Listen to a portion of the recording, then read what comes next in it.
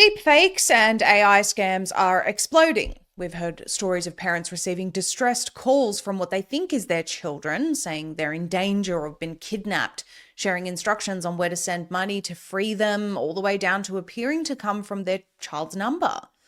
So it seems like a really crazy idea to ban regulation of AI, but alas, the technocrats are determined to ruin reality with what has been proven to be highly destructive technology. But perhaps world leaders may change their minds when they are at the heart of being used by AI scammers. Sharyl Attkisson is a 5-time Emmy Award winner and recipient of the Edward R. Murrow Award for investigative reporting.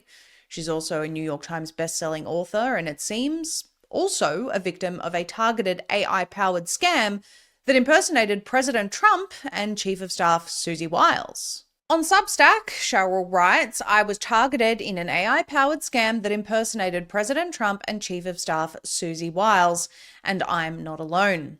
She says, as an investigative journalist who spent years exposing government overreach, corporate fraud, and media manipulations, I'm trained to recognize signs of deception when others are victims.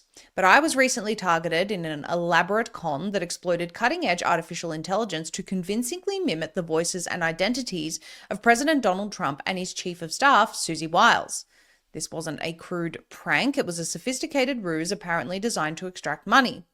It also targeted other national figures, including some former Trump administration officials, raising alarms about the vulnerability of supposedly secure communications like Signal and the daunting potential of AI in everyday fraud. Now, the account is quite harrowing and lengthy, but we think it's important to take you through everything that Sharyl has written here. She says that for me, the scam began on November 12 when a text arrived on my regular cell phone from a number purporting to be that of Susie Wiles. Sharyl, let's schedule a Signal call. My Signal number is 202 redacted. You have a message from the president. Thank you, Susie, Chief of Staff. Sharyl says, at the time, I was awaiting White House approval for a long-pending interview request with President Trump. Though Wiles isn't typically the point person for such scheduling, the message seemed plausible amid the post-election transition buzz. I opened up my Signal app and added the Wiles number, initiating what would become a week of phone tag. Each time I answered an incoming call from the Wiles number, the line would drop abruptly. When I called back, the call wouldn't connect, but a quick text from the number would follow. Excuses about being in meetings or promises to reschedule. By November 23rd, after several back and forth attempts, the Wiles persona texted, Good morning, Sharyl. You have a message from the POTUS. I will send it to you in the next hour. What followed was a 12-second audio clip on Signal sent from the same Wiles-linked number in a voice that eerily matched hers. Apologies for not taking your call. The Secret Service restricts my calls. It's not easy working with them. I will call you later in the day. Thank you. Then came another audio recording from the same thread titled From the POTUS. It was a voice unmistakably like President Trump's, though the recording showed clear signs of editing, halting pauses, and a scripted feel that I initially chalked up to legal vetting for multiple recipients. The message said, Hi, Sharyl, I'm considering appointing you to the board of TikTok. You, Barron, and other board members will control the entire TikTok operation, and you will be awarded shares as a director board member. We will discuss figures and details when we meet here. We privately hired a Chinese firm to regularize all board members. Susie will guide you on what to do. Thank you. Follow-up text from the Wiles number continued. The POTUS will meet you after Thanksgiving. I will send you a meeting invitation letter from the POTUS. Next, the scammer asked for my help contacting another national figure, someone I didn't know personally. He will join your meeting with the POTUS, the text read, referring to the other figure. Please call and give him my Signal number. Sharyl says, I declined to do so, finding the request odd, and when I questioned the persistent call dropouts, the response from the Wiles persona stated, It's because of our security network. Blocks unknown numbers. I've added your number to my safest. The blocking will stop in a few days. Next, the Wiles number texted, We will regularize you and prepare you for the meeting with the POTUS on December 8 with other nominated board members. The meeting will be held in the White House Rose Garden. And then, on Thanksgiving Day, an audio recording in Susie Wiles' voice. Happy Thanksgiving. The POTUS is not pleased with your delay.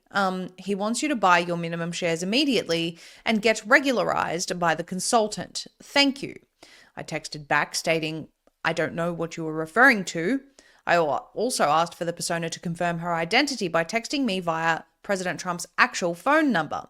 Instead of doing so, the Wiles persona sent a barrage of unsolicited documents, personal information, resumes, photos, and even scanned passports from other supposed TikTok board nominees. I contacted one of the listed individuals and he confirmed he'd also been targeted by the scam and had alerted some of his administration contacts. But what is most interesting is that soon after, an audio recording arrived on Signal from a number that's genuinely used by President Trump in what, again, sounded like his authentic voice. Happy Thanksgiving, Sharyl. I instructed every board member to buy minimum shares worth 100,000. Susie will guide you on the purchase process. Thank you. Shortly after, the Wiles number chimed in on Signal via text. I am sure the POTUS sent you a message on Signal. I will send you instructions on how to buy the shares on Sunday. I replied, I don't think so. Although the dollar amounts requested in the scam are notable, $21,500 upfront plus $100,000 in shares, it's the execution of the fraud that is most remarkable.